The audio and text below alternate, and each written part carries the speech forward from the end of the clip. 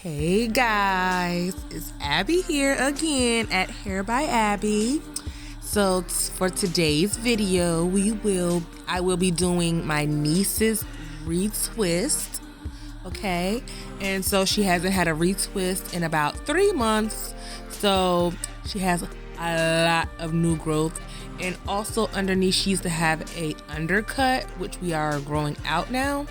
And so here you see this is about maybe 6 months worth of hair growth.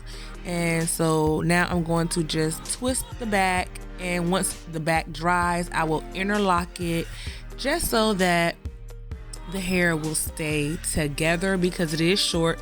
And you know, she's very active, and I mean, she's 14. She's a 14-year-old girl, so you know it's going to be hard to kind of keep that intact. So interlocking to help keep it together.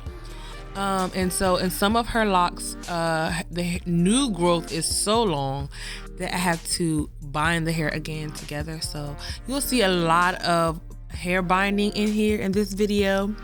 I have yet to get my interlock needle, so my other interlock needle to completely put it together. So today we're just using hair clips and twist and lock gel with natural oils and water. Those are the only things I use to retwist lock.